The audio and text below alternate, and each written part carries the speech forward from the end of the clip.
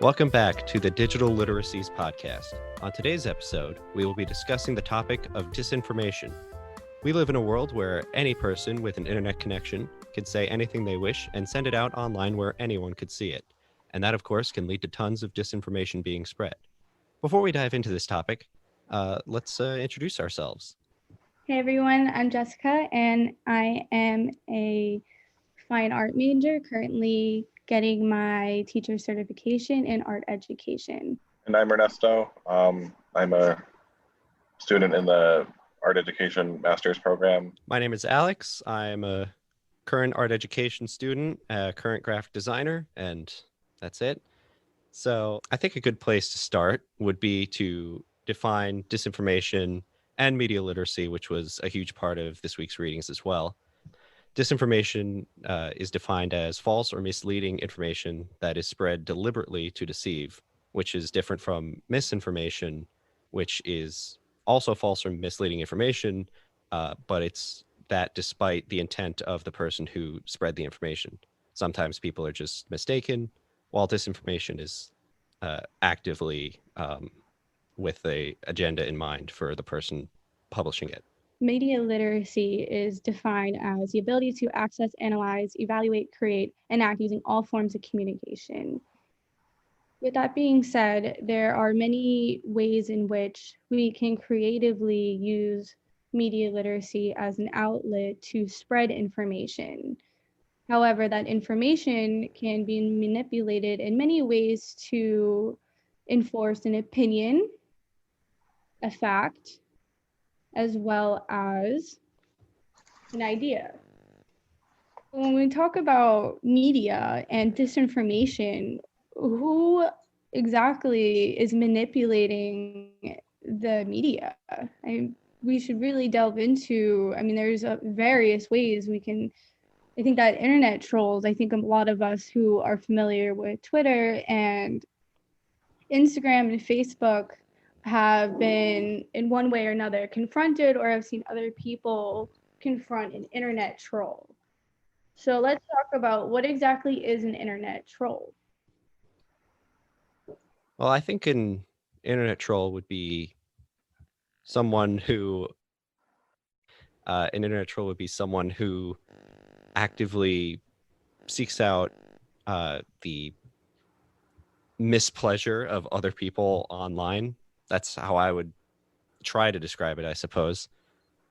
I guess they talk about in one of the articles, I don't know the name of it, about how they do it for the lulz, right? Like, it was interesting to read. It's funny to see things written that I normally just talk about. But yeah, I don't know. I guess trolls have different motivations, right? I mean, some of them are just that they're fun. Some of them have an audience to kind of, I definitely have seen some webcomics who kind of post their exploits on Reddit with, the character they've created and how they've been able to trick people into believing that it's a real person. I mean, there's bots, right? I mean, and I don't think they talk about bots as trolls. Bots certainly can be kind of trolling, I would think, how they function on the internet, right? I don't know. It's just kind of like another venue for, I don't know if it's quite bullying, but I think it's in the same realm. Yeah, I'd say it probably falls under the umbrella of cyberbullying. If I had to put it somewhere, I'd definitely put it there. But I find it interesting, Jessica, that you brought up internet trolls, because when I thought about people who or media being used to kind of misinform or kind of mislead people, my initial thought became the people surrounding and influencing those specific news places. So higher ups, people who may not want certain stories to air. As a simple example, I would imagine that Bloomberg News is probably not going to publish stories that make Michael Bloomberg look bad, and stuff like that. And I think a part of media literacy is trying to understand those parts of our reality and society that are never stated but are definitely relevant. And I think understanding those types of things are very important. Yeah, of course. Well, I think trolls really embark on ruining the reputation of certain people, their organizations or companies, and they really try to manipulate people to think that they're this like possibly awful person or this really bad organization. It could really hurt them financially, it could hurt them politically. And I think that when we think about trolls and media literacy, we have a lot of influencers, we have a lot of leaders, we have a lot of educators who all play a part in the media literacy. So I think that with this whole trolling aspect, it could be detrimental to some people in a way where if teenagers are looking through Twitter and they see this whole hashtag happening, or this could even go as far as bringing up the cancel culture. It takes that one troll to bring up a fabricated story, and now it takes off.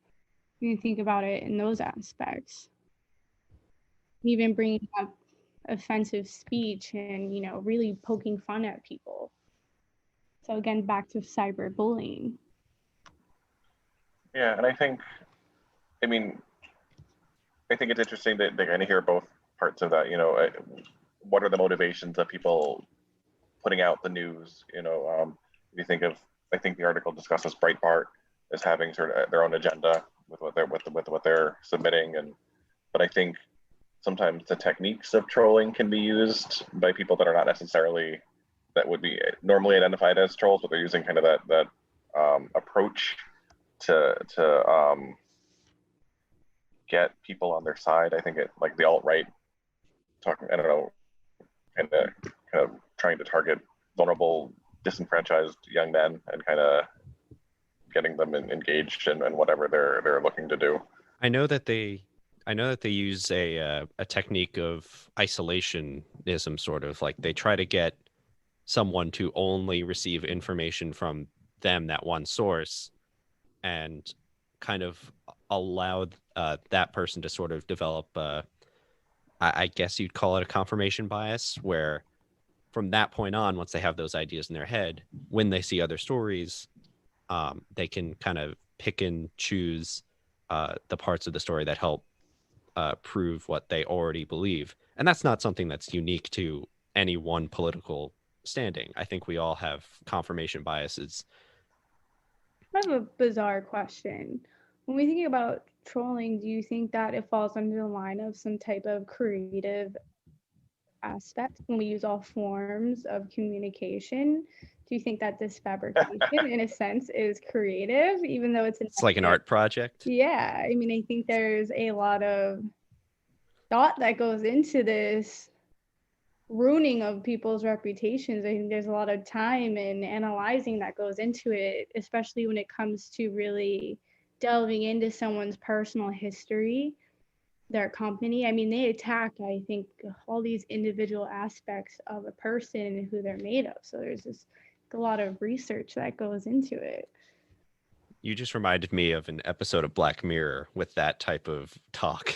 It's like specifically the one about blackmail and the young teenager getting an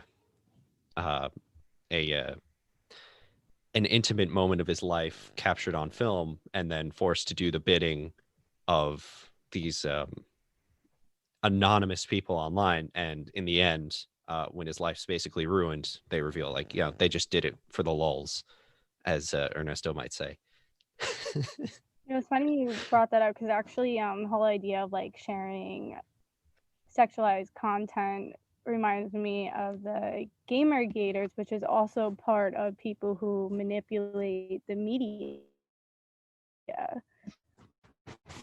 Want to touch base on who the gamer gators are?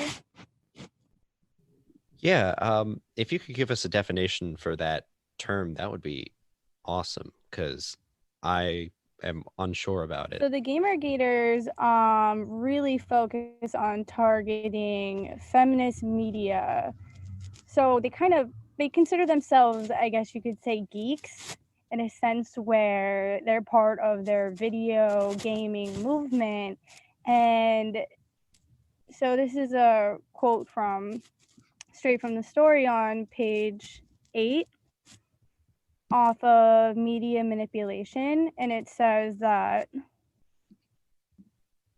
Gamergator's origins are complicated. Briefly, software developer Zoe Quinn became a target of an organized brigade after her ex-boyfriend published a 10,000 word screed about her on his blog. He claimed that Quinn lied to him, cheated on him, and most damagingly slept with a video game reviewer to get favorable coverage of her game Depression Quest. So GameGator has become shorthand for a particular kind of Greek masculinity that feels victimized and disenfranchised by mainstream society, particularly popular feminism. Right.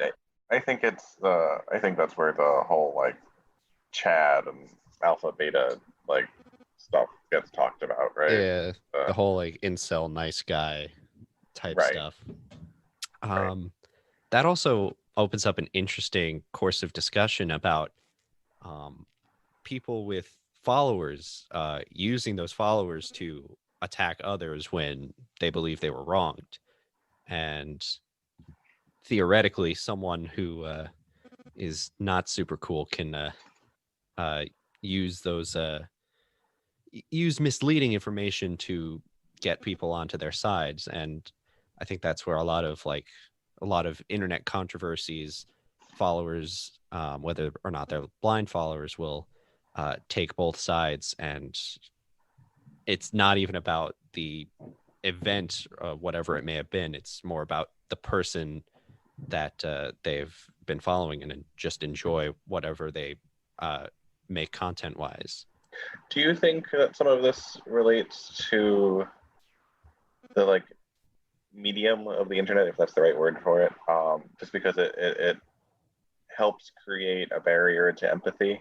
You know, it's a lot about like, what about me and sort of my own experience, and I don't feel like this is true, therefore everybody's wrong and I need to hurt them. Yeah, I mean, exactly that. Everyone feels safer when like behind a keyboard when it's not in person, when you don't have to look someone in the eye, and it just empathy gets a little less noticeable, I suppose, where it's not it's it's not necessarily about like anything that person might have done specifically. They may have even just stated an opinion or shared something that reminded you of something else. And I think it's just definitely a lot easier to have that a lack of empathy and just kind of be more hostile on the internet. And I think that's definitely fair to consider that that might have something to do with it. Yeah, I agree. I think not having any connection to whoever you're communicating with, you don't know their background, you don't know who they are. It's much easier to look at them almost like a robot and attack, in a sense, when there's no physical communication with that person. I think it's easier to just say whatever you want. So I totally agree with what you said, Alex. Do you think that scales with the like attempts at mass media manipulation? Because I know we're talking a lot about the trolls, but like, you know, the people that kind of have the larger agendas with disinformation. Do you think the lack of empathy scales with that? I mean, I don't know. You know, or is it? Well, I think it depends on what the drive is. You know, I think if it's money based, I think any empathy is cut off because they're greedy. And I think a lot of this manipulation can happen through influence of money. I think a lot of people create fake websites, they create fake channels in favor of someone because they are going to get money for it, or they're going to get some type of compensation for whatever information they're putting out. And even like things with the news, like I think it's super important to look into every every aspect of anything that's related to that news outlet or newspaper, and basically anyone who's given the money, sponsorships, like higher ups. Because if a company's being sponsored by like a company, they're probably not going to be running stories about that negatively impact that company.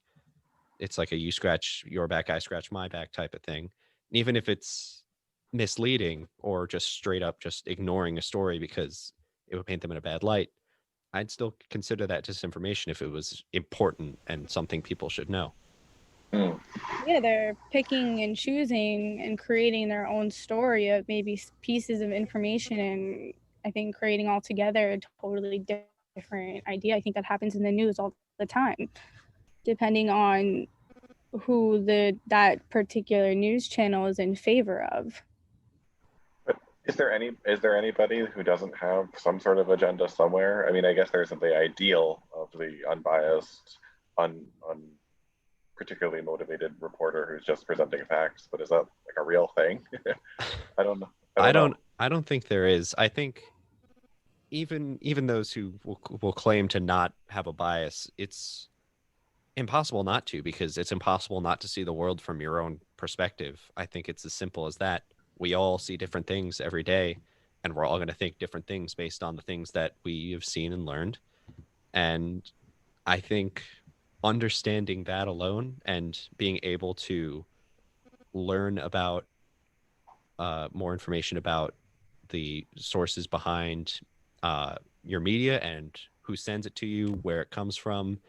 I think all that is incredibly important to practice and start learning on an individual basis.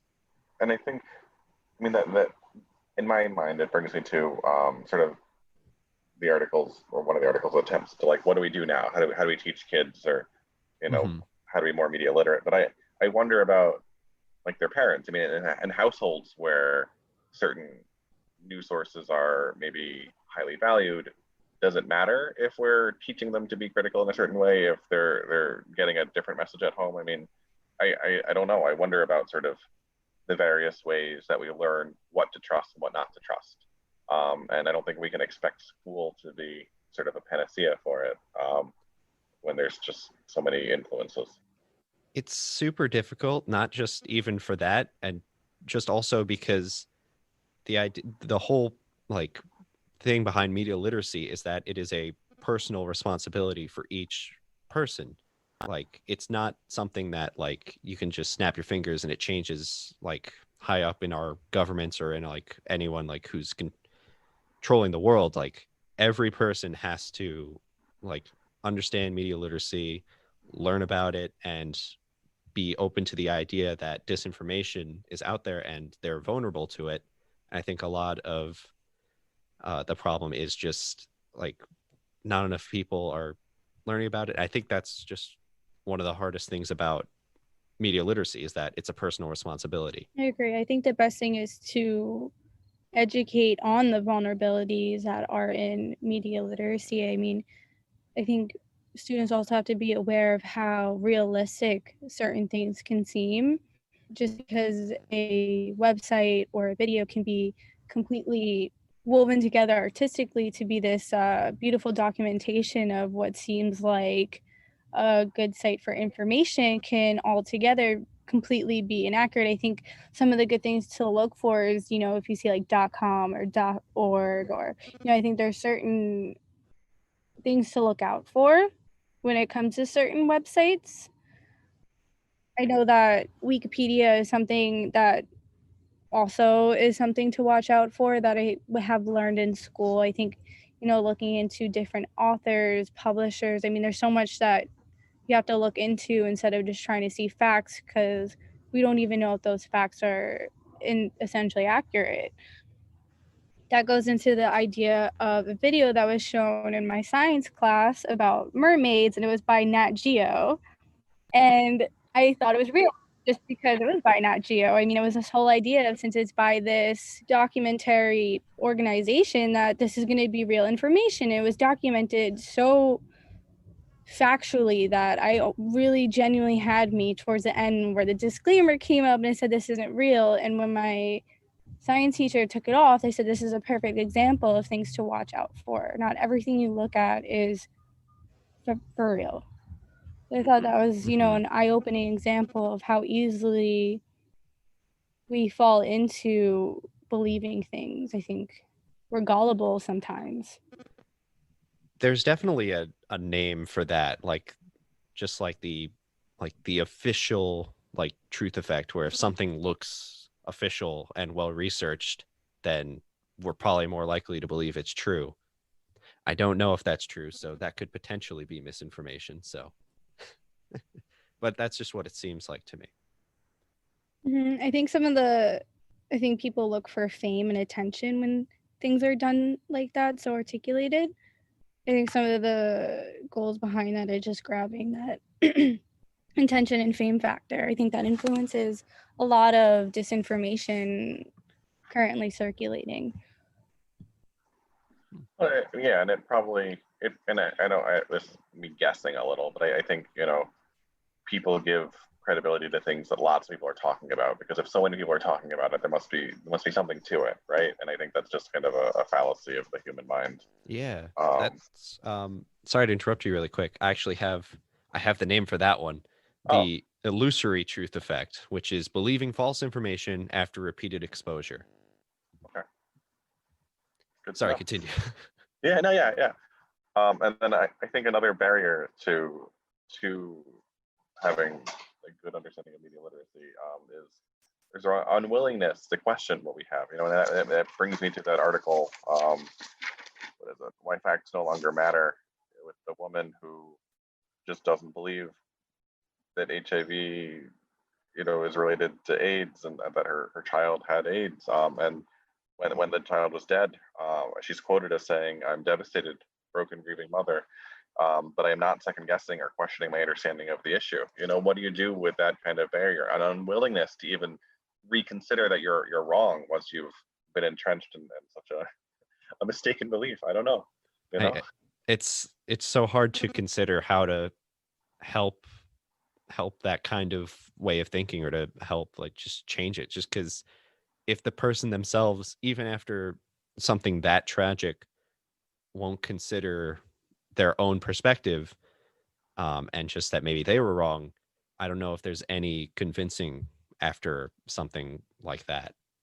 Well, I think that goes into the idea of selective perception, which is going to be eventually discussed. And that's a whole idea of wanting to look at things that's more attractive to whatever you believe in. And I think that when people already have this preconception of how they want to find this alternative truth that is going to accommodate with how they think, and they'll automatically, there's so many people in the world who would rather believe that if you just think your way into being healthy, or if you really believe that breastfeeding won't pass it on to your child, I mean, they're going to want to believe that. Everybody wants to be a mother to their child. People want to have that experience. So after she copied 50,000 and sold 50,000 books, I mean, people, unfortunately, it caused a domino effect of other people getting affected by this in a negative way. I think where's the, what's it called? Where's the damage control when something like that happens? That all goes into disinformation, how it could negatively affect people, but how, is there any opening to how disinformation can positively affect people? Is that ever even a question, or is that even up for debate? I think that's sort of the danger of disinformation, is that the idea danger. that you're that you that people may think that it's for some greater good, but you're doing it subversively, right? Like you're tricking people into believing something because you think you know better than everybody else, and the facts don't matter. It's your own personal truth. Yeah, it's the classic "I was lying to you to protect you" like type excuse. No one likes that excuse. Everyone hates that excuse. Yeah, because it's I think for the most part, it's always best to try and identify disinformation and understand uh, the others' like points of interest and what their motivations can be.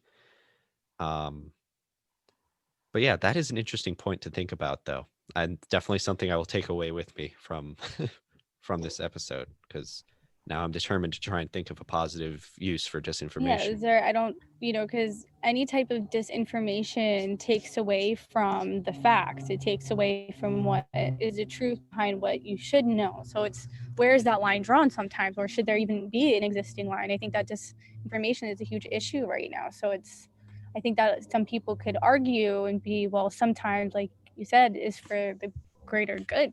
I have a quick question. Can media literacy even be successful in preparing citizens to deal with fake news and information? It would be very difficult. And for it to be successful on like a large scale, it would have to be a huge movement, very well like planned out and taught basically like just in every like school or just everywhere.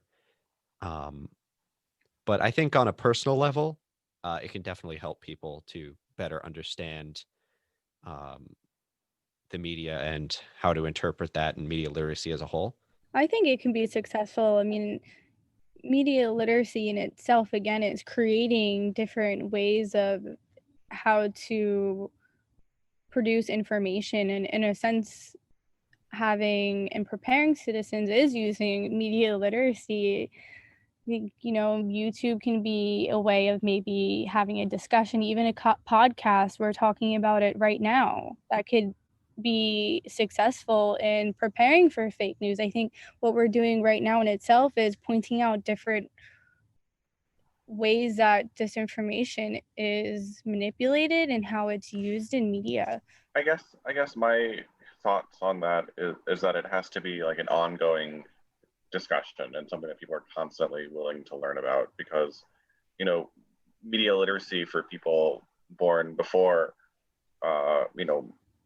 memes and Facebook and everything that are coming into, and then kind of have to interact with it now. They're not in school with a teacher being like, oh, make sure you're careful about whether or not you believe the things you're seeing there, because they're watching their friends post it, and that's sort of how it's spreading among them. So are we always learning? Are we always willing to think that we don't know how to navigate truth and what are facts? I don't know, it has to just kind of a forever education, because I don't know if we can anticipate what kind of things are going to happen in the future that we then are going to have to be literate with moving forward. I don't know. I could live in a cave, I guess, and then just be done with it all. That's a mood. I wouldn't mind living in a cave away from everything. Yeah. But that is a good point. And I think with that, just about wraps up our little episode here. So, yes, thank you all for listening.